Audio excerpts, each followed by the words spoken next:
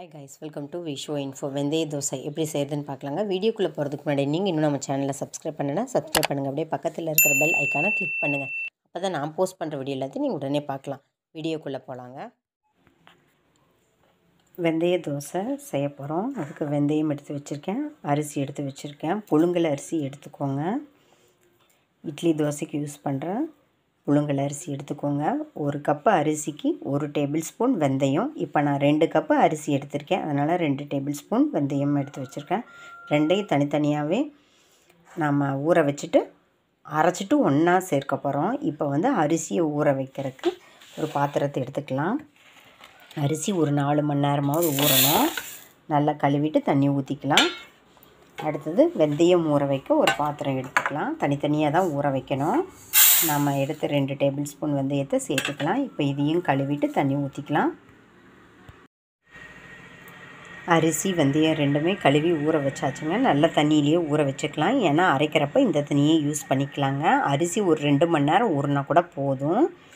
வெந்தயம் ஒரு 8 மணி நேரம் ஊறினா தான் வெந்தய தோசை சூப்பராக வரும், கரெக்டான டெக்ஸ்சரில் இருக்கும். இப்போ இதை வெந்தயம் ஒரு 8 மணி நேரமும் அரிசி ஒரு 2 மணி நேரமும் நல்லா ஊற வச்சு எடுத்துக்கலாங்க. அரிசி நல்லா ஊறிடுச்சுங்க, வெந்தயமும் நல்லா ஊறிடுச்சு. வெந்தயத்துக்கு தான் ஜாஸ்தி டைம் கொடுக்கணும். ஒரு 8 மணி நேரம் நல்லா ஊறினா தான் நல்லா மையாக அரைக்க முடியும். உளுந்து தோசைக்கு நம்ம ஃபஸ்ட்டு உளுந்து அரைச்சிட்டு அதுக்கப்புறம் தானே உளுந்த ஒரு பாத்திரத்துக்கு மாற்றிட்டு அப்புறம் அரிசியை போட்டு அரைச்சி எடுப்போம். அதே மாதிரி இப்போ நம்ம வெந்தயத்தை போட்டு நல்லா நைஸாக அரைச்சி எடுத்துட்டாலும் சரி, ஆனால் நல்லா அரைச்சிக்கணும். அரைச்சிட்டு அதே இதுலேயே இந்த வெந்தயம் அரைக்கும் போதே அடுத்தது அரிசி இது கூட சேர்த்து அரைச்சாலும் சரி. தனித்தனியாக ஊற போடும்போது மட்டும்தான் தனியாக ஊற போடுவோம். அரைச்சதுக்கப்புறம் வெந்தயம் அரிசி மாவு எல்லாம் ஒன்றா தான் உப்பு போட்டு நம்ம மிக்ஸ் பண்ணி வைப்போம். அந்த மாதிரி நான் வெந்தயம் நல்லா மையாக அரைச்சிட்டு கூடவே அரிசியை சேர்த்து எப்போவும் நம்ம தோசை மாவுக்கு அரைக்கிற மாதிரி அரைச்சதுக்கப்புறம் உப்பு போட்டு கரைச்சதுக்கப்புறம் காமிக்கிறேங்க. 2 டேபிள் ஸ்பூன் வெந்தயம் தான் போட்டோம். 1 டம்ளருக்கு 1 டேபிள் ஸ்பூன், 2 டம்ளருக்கு 2 டேபிள் ஸ்பூன். எந்த அளவுக்கு வந்திருக்கு பாருங்கள். உளுந்து மாவா வெந்தய மாவா அப்படின்னு கூட தெரியாத அளவுக்கு வெந்தயம் இந்த அளவுக்கு சூப்பராக மையாக அரைச்சி எடுத்துக்கணும்.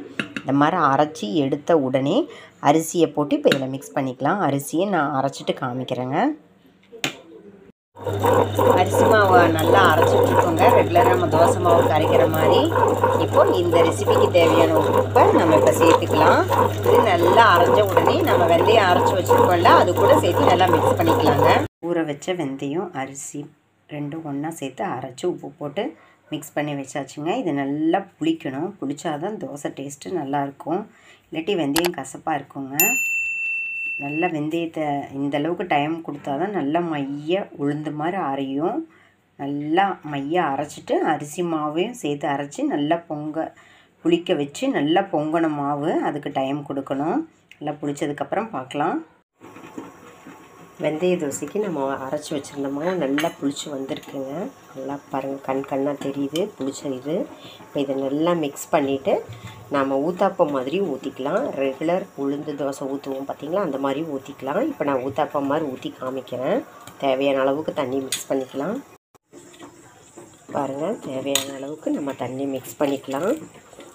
நாமளாக சொன்னால் தான் இது வெந்தய தோசைன்னு தெரியும், ஏன்னா வெந்தயமும் உளுந்து மாதிரி நல்லா பொங்கி எழும்பி வந்திருக்கு. கரெக்டாக நம்ம ஊற வச்சு கரெக்டாக அரைச்சதுனால இது உளுந்து மாவு தோசை மாதிரி தான் இருக்குது பார்க்குறக்கு. இது நல்லா மிக்ஸ் பண்ணிக்கலாம்.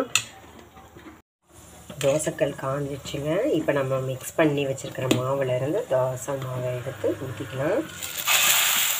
திக்காத்தின்னா எப்படி வேணால் நம்ம ஊற்றிக்கலாம், நம்ம விருப்பம்தான்.